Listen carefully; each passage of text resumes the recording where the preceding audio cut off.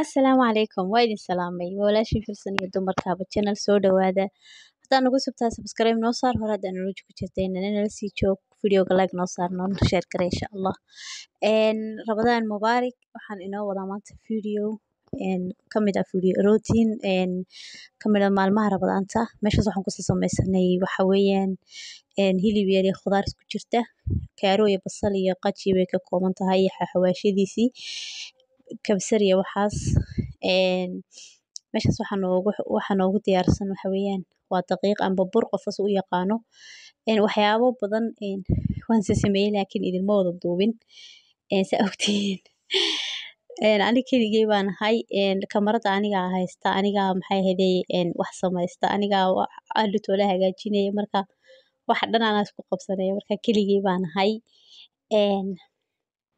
maanta dhinacan u carar inta afurka dhinac ka diyaarinayaaba kamaradii iyo waxaas waan iska ilowaa marmar inay furan tahay anuu moodayaa baan arkaa iyadoo iga dansan marka asxaabay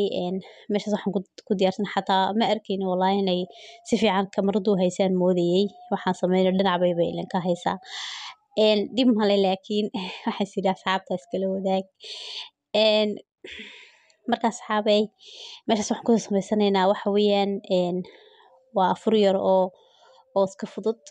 khudaar baan dhexda ka gelinayna sa arkaysiin kulli dhinac waa ka arkaysiin oventan gelinayna hadhowna marka basa u sameynayna la soco la socod wanaagsan hadhow say ku soo baxdo waxay xoogaan waa boobsiinaya waxa hore hawsha ay taal Ilaahay baa og markaan soo wada laaban soo diyaariyo waa taas ayadoo saas oo kala ah waxaad ku sameyn kartaa ayadana khudaar aan dhexda ka gelin waad ka dhigi kartaa rooti kaliyaata oo hadhow toona maraq iyo waxaas lagu cuno marka hadda waxaan soo qaadanay xabad beed ah amba xabad ukunada qofas u yaqaano korkaan ka marmarnaa si uu maxay ahayd kalar yar qurux badan oo noogu soo baxo waxaan dusha kaga dari doonana uu noogu qabto waa haddaan qoyaan yar u sameynin ma ku qabanayso filfisha iyo waxaas amba siisinta qof wuxuu rabo ku darsan karaa wixii dookhaaga iyo wixii aad haysatid intaba markaan saas u soo wada marinay beedkii dhamaantii waxaan hadda ku dul daadinayna waxa weeye waa filfil waxaan ka wada waa xabasowda amba xabasud qofas u yaqaano cadcad xabasowda cadcad iyo maxay ahayd siisin iyo waxaas waxa rabto ku dul daadsan kartaa inta marka laga imaado meeshaas waan xareysanay kan waxa weeyaan isagana waa bur kale amba daqiiq kale waxaan ka samaysanaa waa donut waxa weeyaan xoogaa sad arkaysiin sonkorta ku yara sonkor baa iyada ku daray waayo waxa weeyaan waa donut taqaaniin waa la yara macaaneeyaa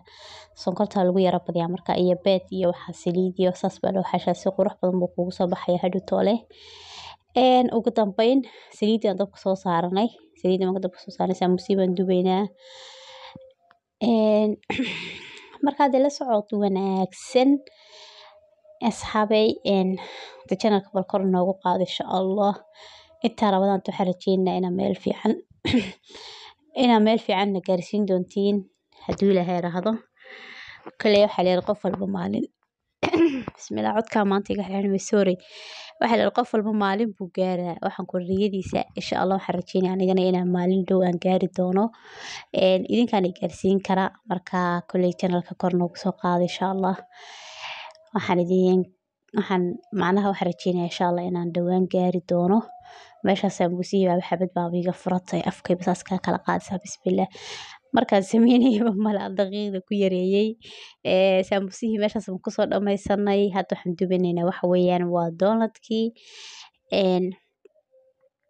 marka saa ugu ridid wax yar saliid korka saa ugu yara shub waxa weeyaan ayada iska soo kacayso donutka sagas ka soo kacayo warto manin baa soo naag ayada soo kacayso isaga soo kacay garamayna ka soco markaas xataa loo kala fiirsanay astaghfirullah alazim kullay waxa weeyaan saliida iyo aadka kulaanin dabka ka gaabiso inuu maxay ahayd ka noqoto maaha saliiduna aadka kulaatana maaha way ka gubanaysaa kalar qurux badan ma kugu soo baxayo hadii saliidu ka gaabisanaatana oo qabow ka ahaatana wuxuu ka noqonayaa saliidu ka cabaya marka waxa wanaagsan in saliidu kuleelkeedu dhexdhexaad noqdo saliiduna aanay ka badanin kaana yaraanin